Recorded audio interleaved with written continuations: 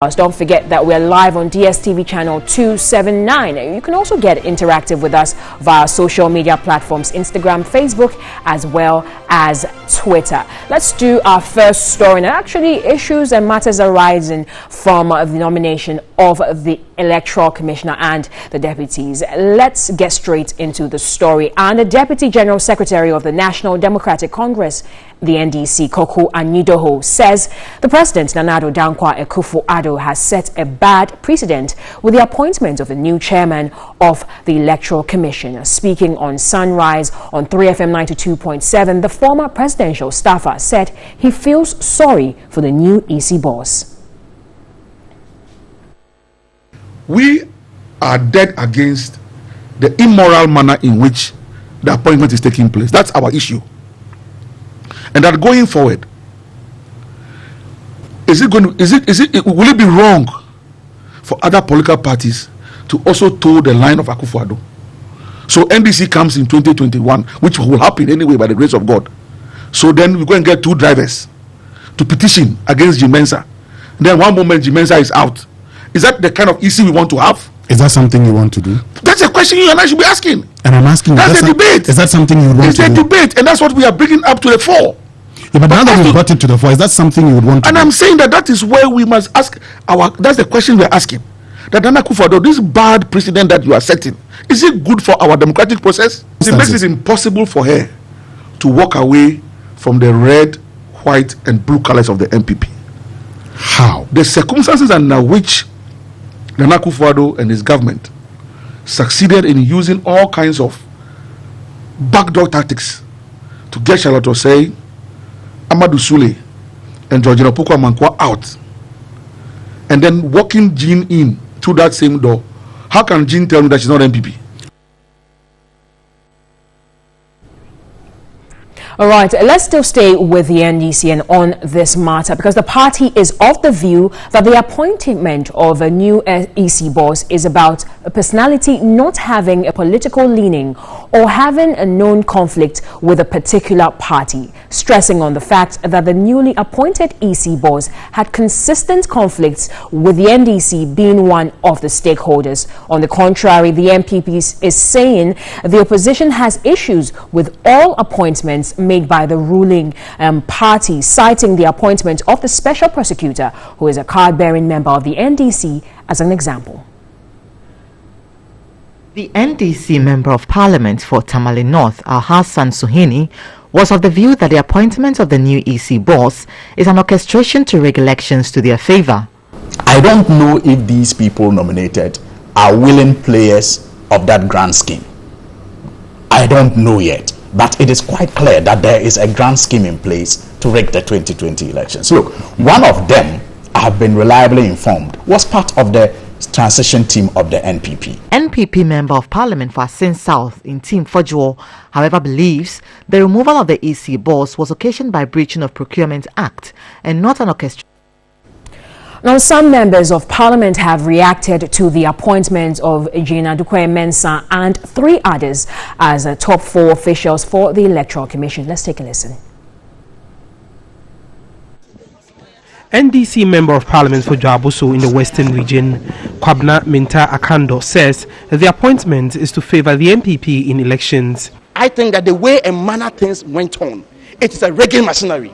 Even if my party comes out to say that they support this appointment and there's nothing wrong with it, I see everything wrong with it. However, MPP Member of Parliament for Okaikwe Central Constituency in Accra, Patrick Yabuama, described Akando's description as mere propaganda. He is of the opinion that Jean Adukwe Mensah has what it takes to excel as the EC boss.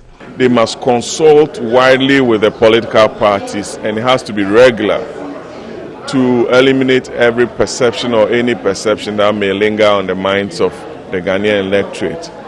The registration for voters, extension of time within which one can obtain a voter's ID card, the program of the EC, their budget and everything has got to be looked at thoroughly. National Democratic Congress Member of Parliament for Ningo Pram, Samuel George Nati, thought the appointment is in a bad taste. Yet another sad day for Ghana. We see a degeneration of what appears to be an autocracy that's going on. So you want to ask yourself what the president is really up to. I mean, this democracy is something that we must all protect.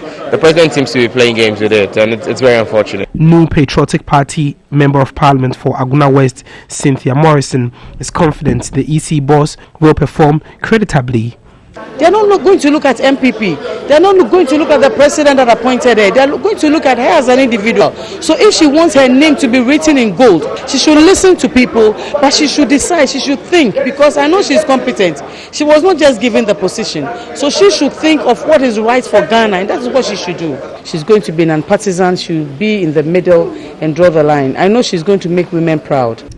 The appointees are the Executive Director of the Institute of Economic Affairs, IEA, Jean Adukoye Mensah, as Chairperson, Head of the Political Science Department of the University of Ghana, Dr. Bosman Asare, current Director of the Electoral Services, Samuel Tete, and a corporate legal practitioner, Ajua Asuyama Abrefa. The appointments became necessary after the former EC boss Charlotte Osei and two of her deputies, Amadou Sule and Georgina Opoku Amankwa, as well as the retirement of Pauline Dajawa, a member of the commission. Meanwhile, the MPP and the PPP have expressed confidence in the new Electoral Commission boss. They want the new EC leadership to implement the Representation of the People's Amendment Act, while the CPP is calling for a total transformation of the Commission. What I would say is that they've been appointed. I think that the president has consulted with the National Council of State, and therefore they've been duly appointed. Our EC need personnel who are apolitical, who are balanced, who help steer the affairs of our democracy. People who undertake the real job are still there, and they'll get it done. For us, we are thinking about ROPA. We are thinking about amendment and implementation of the political parties law. We are talking about cleaning of the bloated register. These are things that the Electoral Commission must do to give it some credibility. The CPP expects the new EC leadership to focus on transforming the Commission. For us, as a CPP, we are looking at the need for institutional and structural reforms at the Electoral Commission. A lot of the challenges that, surfaced, which resulted into a lot of the internal wranglings that we saw play out in the public domain, were symptoms of fundamental structural issues that have to do with the law that created the Electoral Commission. Now, President Nana Addo Dankwa Akufo-Addo has named the boss of the Institute of Economic Affairs, the IEA, as a new chairperson of the Electoral Commission. Now, my colleague Nuong Falong finds out what Ghanaians think about this announcement. Mrs. Jean Adukoye Mensah, Executive Director of the Institute of Economic Affairs, has been nominated by the President as the new EC chairperson. She's been nominated alongside two other deputies and one member of the commission. What do Ghanaians think about the President's choice for the now vacant position? We find out today on What Do You Think? The choice is good.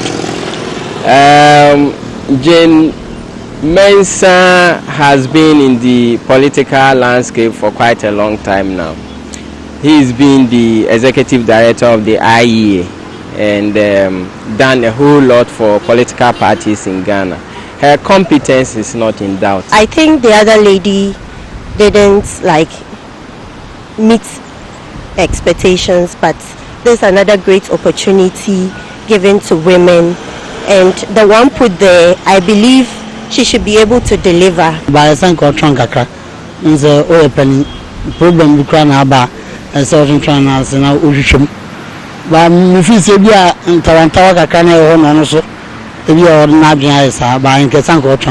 it's too early.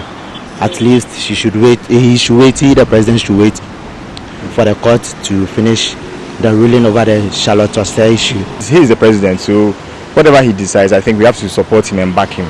Yeah, for the EC president, I think it's a very good empowerment for women. We all know what went wrong at the EC. Actually, it wasn't the president who normally goes there, but they, the people over there, brought the allegation against the EC. And per what the Constitution said, the president, based on the Constitution, and act according to what he has done.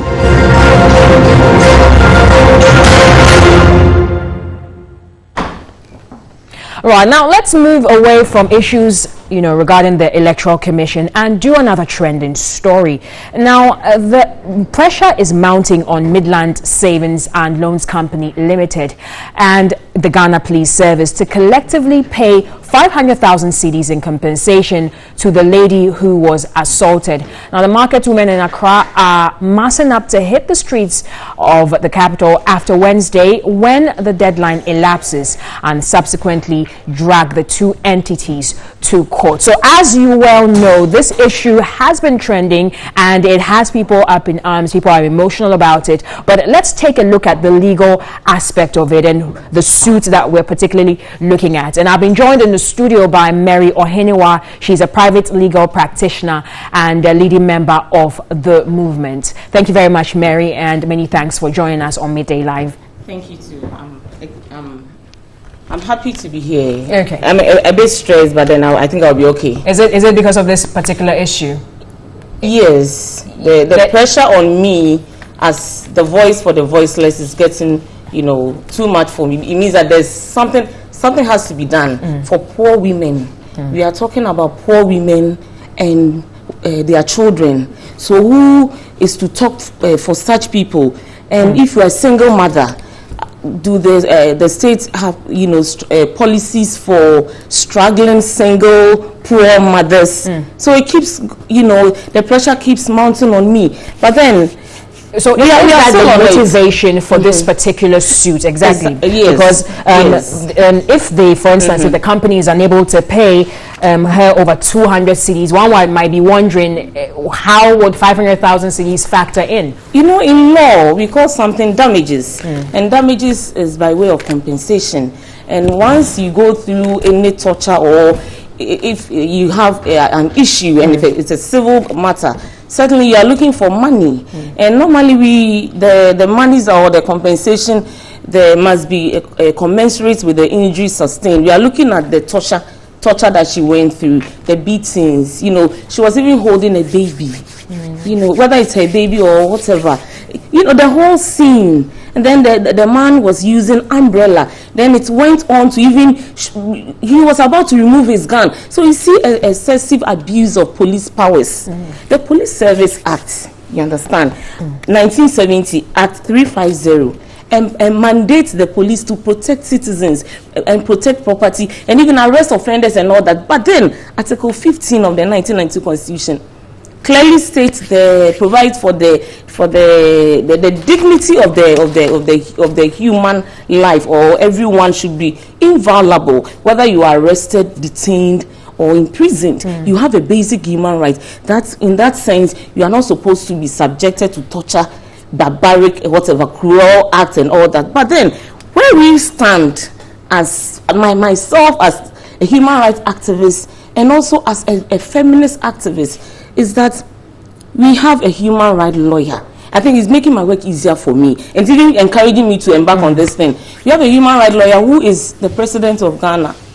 And we have seen her now. Some of us even campaigned for him to be president. So I think this is a wonderful platform for him to exhibit. Assuming he had been a victim of let my vote count or any of the political whatever, the president would have stopped his busy schedule. But he did speak about it. He did tweet about it. He has spoken about it on different platforms. So he has actually acknowledged it. You are not asking him to speak. As for speaking, even any lawyer can direct the police or represent the victim for the criminal processes. So what do you want? What we are asking for compensation. It happened to Major Mahama. He was an officer of the state. The woman too is a citizen of the state. We expect the president, because the police officer is his employee.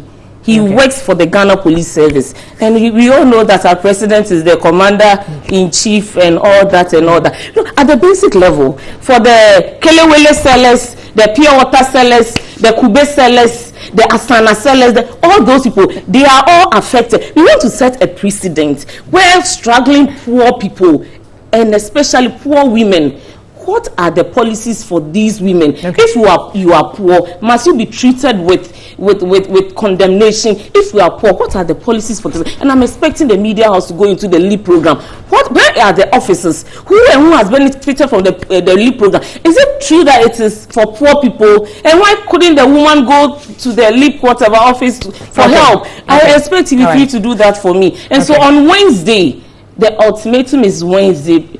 If by Wednesday, Midland Bank, tomorrow. Yes, okay. Midland Bank, together with the president or the IGP, has not compensated the woman of the amount of 500,000 cedis. We, the struggling women, the single mothers, the petty traders, the Jane and Meko sellers, okay. We are embarking on whatever, a mass whatever. Is it that we are going to embark, vent our grievances at the premises of Midland Bank? Okay. We are going there on Friday at 10 a.m. So but then I really don't even want that Friday to come where the president has not shown anything. Okay, so you basically are calling on the president to stamp his mark on this issue and make it a critical one.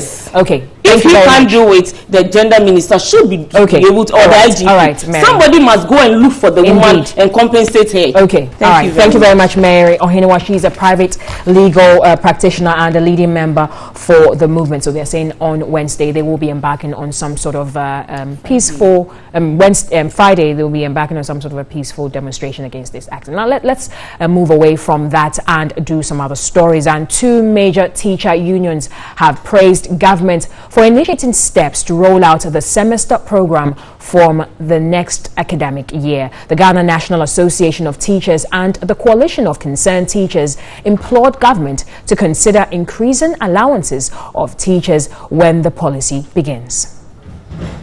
The Ghana National Association of Teachers, NAT, for the past 4 years has called for a semester program for senior high school. The association has always been of the view that the number of students far outstrips teachers and the need for the semester program. In 2017, an additional 90,000 students were enrolled following free senior high school program. This year, the Ministry of Education has projected the number to increase by more than 180,000. General Secretary of Ghana National Association of Teachers (NAT), David Ofore Champon, praised government for the intervention that requested the ministry to explain how the policy will run and motivation for teachers. There is also a discussion between the Ministry of Education and the West Africa Examination Council for a shift in the period of the examination. That one is still not concluded. In order to make up for the syllabus, the completion of the syllabus, there could be an 1 hour extension to the normal closing period as of today. That one, it will come with cost to government, and it's part of the discussion. Well, the indications from our first meeting was that yes, they were committed in making sure that whatever time they add on will be compensated for. The communication director for the Coalition of Concerned Teachers, Adokwe Awule, supported government for introducing the semester program. The results are released somewhere at the end of August and we start posting them. Will you be happy that your ward will go to senior high school and will not even get a place to sit, to learn? And at the end of the day, you are being given the option that they should stay in the house for 3 months and then they come and then the others also go. I think for now, where we have gotten to, this is the right decision to take at this time. In another development, both unions have lauded the Ministry of Education for initiating investigations into the number of students who failed the WASSCE exams. That has always been the perception of the whole population, that any time students don't do well, the teachers are to be blamed. But any time the students do well, the students did well, not the teachers who did well. So it is not an issue of tagging only teachers as the cause of what has happened. It is a broader issue of a lot of issues which we will leave the Ministry of Education to investigate and come out with. There was something in the single spine salary structure where science and maths teachers ought to be motivated. They were supposed to be given some category, we call them category 2 and 3 allowances, special allowances, to encourage more teachers to go into maths and science. so that at the end of the day, we will have well-qualified teachers to teach. In the WASSCE exams, 46.79 passed English, while 73.27% passed social studies. All right, now the All Teachers Alliance Ghana ATAG has called on the Ministry of Education to engage stakeholders from the sector in order to draw up a practical plan of implementation for the proposed double-track system. Now, I have been joined in the studio by Isaac Ofori. He is the national chairman of ATAG, that's the All Teachers Alliance Ghana. Thank you very much for joining us in the studios this midday. Thank you very much for having me here. Now, when you take a look at the statement that you released, where we were looking at, you are specifically agreeing and acknowledging that yes, indeed, the introduction of the the system is good. However, you're foreseeing some particular challenges. Tell us about that. Yeah, thank you very much. I think we actually acknowledge the fact that coming next academic year, the intake is going to put a lot of pressure on the system. So the double tracking system is going to absorb the difficulties that is going to come up. Notwithstanding, we can also foresee that the running of the double track system is going to also bring in itself other challenges. That we don't want the leaders to be oblivion of the fact that looking at the contact hours, they have increased the contact hours from 5 to 6 days, because the minister said that Saturdays will be used for remedial classes. So then if you look at the whole hours involved, if you look at the whole days involved, it has been reduced to 162, meaning that some days have been cut off. So we are looking at, even with the full day, with the increased days that we are doing now, if students at the end of the WASSCE could recall some failure, and the ministry will express some displeasure about it. Then this new system, with the average student that we have in our system, is going to incur further exams difficulties. This is what we are foreseeing. Then we also added that going forward, I think the teachers with running of this program should be looked after very well. Our incentives, we heard the minister saying that the motivation has been increased from 20 to 70 Ghana cedis, and that is going to provide for each student 50 Ghana cedis to go for the remedial classes. We are saying that I think this is not enough, because looking at the whole program, teachers have to be motivated. So we think the minister should come again. Table down some condition of service, so condition for teachers running this program going forward, so that we will know that we are well motivated, so that this program can be carried on very, very, very well. In effect, are you in support of the program? Do you think it is a good idea? The program itself is the best to manage the current systems. The pre-HSS policy is the best, but we are looking at other side on it. At it, or the other side of it, on the whole.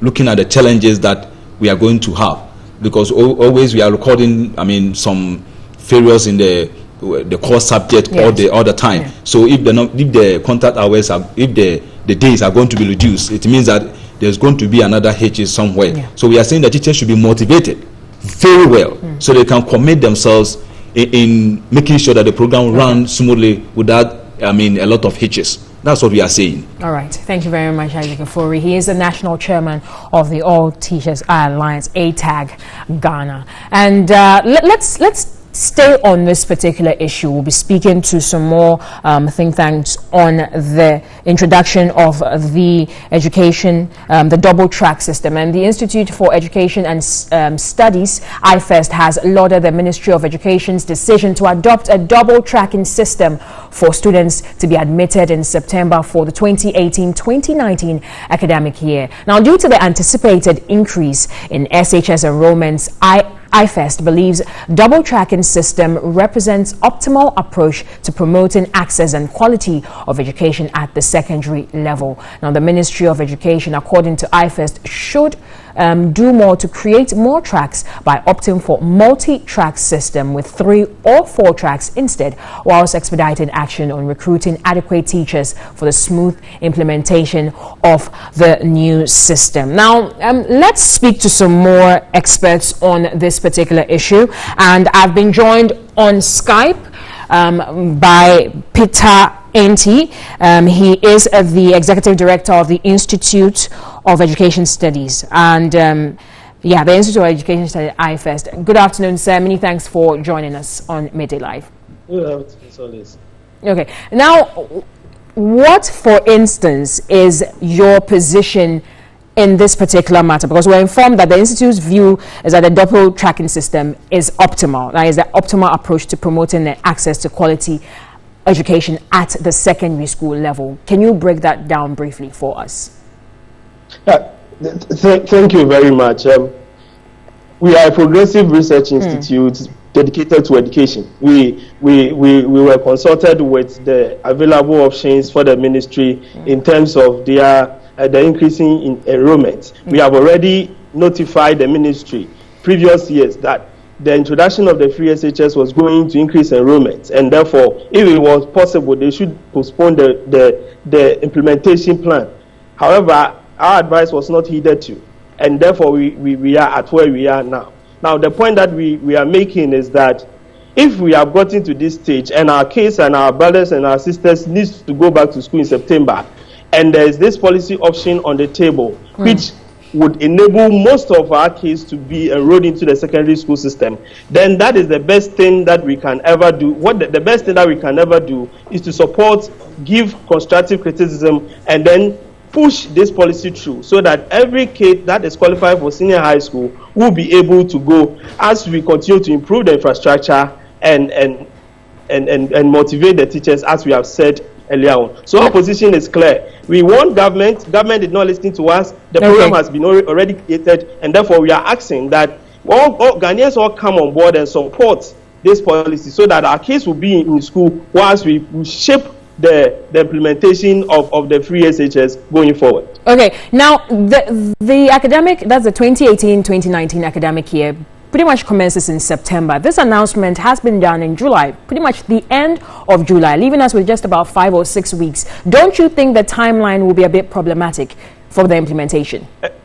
Exactly. So what we are trying to say is that the ministry should keep on engaging the stakeholders. You see, the challenge that they will face with this implementation will be the inability of the ministry to engage stakeholders extensively within this short period for them to buy into the idea that the ministry has, so that they will be able to support the implementation. So if the ministry would be able to continue to engage, as the person who just left your studio said, if there is constant engagement, and now you see that the teacher unions are coming on board, if there's constant engagement, explanation of the policy, and the people, the parents in the country are able to understand what this particular policy means, then at the end of the day, what is going to happen is that everybody is going to bring it on hand on deck, and then we are going to push this policy through. The only thing that will cause the fall of this policy will be when the ministry decides not to communicate well or to engage the stakeholders.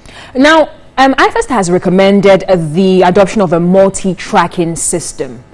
What would be the elements of the system? Now, what the ministry is proposing basically will be a double track system. So we have 2 tracks, as they have said. We are saying that even going forward, we can do multi-track, we can do 3 tracks, we can do 4 tracks, so that the class size that we have been talking about, you see, one of the biggest elements of quality education is teacher-student ratio, and then teacher to student to desk ratio and student to classroom ratio. And all these should be to a certain level, about 1 to 25, as we are talking about. But now we are doing about 46, 50, 1 to 60, 1 to 70, and so on and so forth. So if you are able to break the tracks into smaller units, so for example, if we have 90 students going for the 2 tracks, we can now have 300, 300, 300. That means we have 3 different tracks, and then the student-to-teacher ratio will improve. Teacher contact with students will improve. Teacher will get time for each student, monitor the student's progress, and that is what in advanced countries have improved the academic performance of students. Okay. All right. Thank you very much, Mr. Partey. He's Peter Partey Enti. He's the Executive Director of the Institute of Education Studies, and we're picking his thoughts on the proposed double-track system in the education system. Now, let's turn our attention to our citizen journalist on the MTN Video Report this afternoon.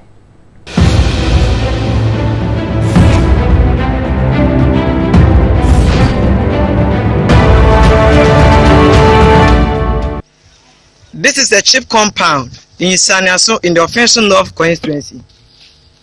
This project was built by the former administration, NDC, in 2016. It's left with some few touches to be operational. The question is, what is the current administration doing about this project? I'm Samuel Owusu-Kojorushim, reporting from Sanoso, number 1 in Offensive North constituency.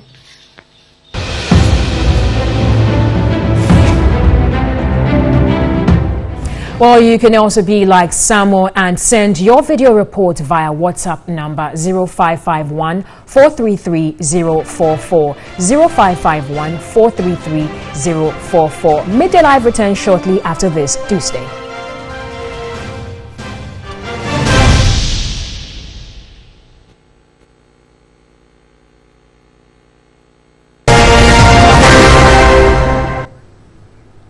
Welcome back to Midday Live. It's now time for some business news this afternoon. And to a developing story, the National Petroleum Authority, the NPA, has suspended Union Oil Ghana Limited and 7 other oil companies for tax evasion. The NPA said in a statement that these companies were involved in activities that led to the loss of tax revenue to the government of Ghana. The companies per the suspensions are to desist from engaging in the sale, supply, transportation, discharge and receipt of petroleum products for the duration of their suspension, the statement said. Now let's turn our attentions to the screen here. We're going through the various companies. This is category 2. Let's start off from category 1 first. This category 1, where those who have the 1-month suspension, we have Union Oil Ghana Limited, Agapet Limited, Excel Oil Company, Missile Energy Company Limited, Globex Energy Company Limited. Now, these companies, these 5 companies here are under category 1, and they've been suspended for 1 month. So under category 2, we have those who have been suspended for 3 months, and that's Petro Afrique Company Limited, Life Petroleum Company Limited, and Unique Company Limited. So these are the 8 companies that have been suspended by the NPA, the 8 oil companies. We'll be giving you more details of the story as it unfolds, but let's move away from that and do some other business stories this afternoon. And UN Resident Coordinator Christine Evans-Clark has urged countries to adopt and implement strategies that will help achieve that 17 Sustainable Development Goals. At the 7th session of the LifeLink Tertiary Model United Nations Conference in Accra, she noted that 3 years into the implementation of the Sustainable Development Goals, there is still talk and less action. The Agenda for Sustainable Development includes a set of 17 Sustainable Development Goals, which aims to end poverty, fight inequality and injustice, and tackle climate change by 2030. The SDGs, known as the Global Goals, build on the Millennium Development Goals, MDGs, which had 8 anti-poverty targets that the world committed to achieving by 2015. These include reducing poverty, hunger, disease, gender inequality, and improving access to water and sanitation. At the 7th session of the LifeLink Tertiary Model United Nations Conference in Accra, UN Resident Coordinator Christine Evans-Clark noted a lot needs to be done in terms of implementation if the SDGs were to be achieved. We're now 3 years into implementation. The time for talking about planning has passed. The time for seeing implementation is with us. Nearly 2/3 of those countries have some kind of plan in place, but the funding, the coordination across ministries, the accountability, the emphasis on this in development partnerships is still lagging. And he called especially for more partnerships with the private sector to match the mobilization that we see in Ghana and many places from civil society. Let's begin to put our money where our spoken word is and to redirect major investments towards the SDGs. To date, LifeLink Ghana has organized 25 model UN conferences for children and the youth in Ghana. It provides that platform for delegates to participate in several international Model UN conferences, including Model UN Conference at the United Nations headquarters and the U.S. State Department. Executive Director of LifeLink Ghana, Enes Jimadankwa, explains the LifeLink Tertiary Model UN Conference has been a training ground in international diplomacy for the youth. The objective of the Tertiary Model UN Conference is to give the young generation the opportunity to know about international diplomacy, learn the various skills that they require to be diplomats and represent our country anywhere they find themselves around the world. UNDP Global Parliamentary Report shows 1.65% of parliamentarians around the world are in their 20s and 11.87% are in their 30s. Kwesi Evansinkum of the Youth Employment Authority indicated if these margins are to be improved, then young people must learn quickly, conduct themselves wisely, and must mature faster with the help of available knowledge and get themselves ready. For more business news updates, do visit our website www.3news.com. Nana Kojo-Afre is standing by with some news from the world of sports after this. Do stay.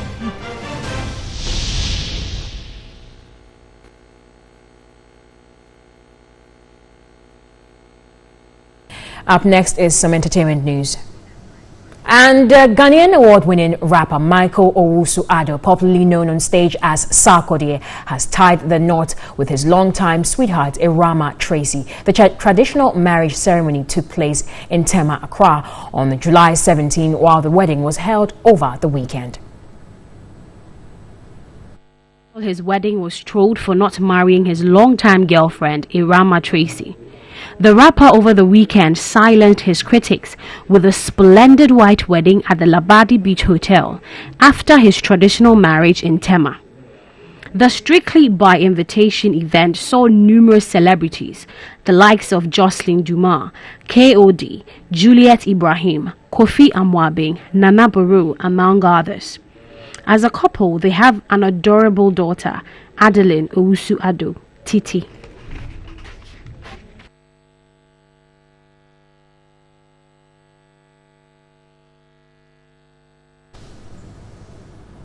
Well, congratulations to Sarkodie and Tracy. That's all for Midday Live this afternoon. A recap of our bulletin.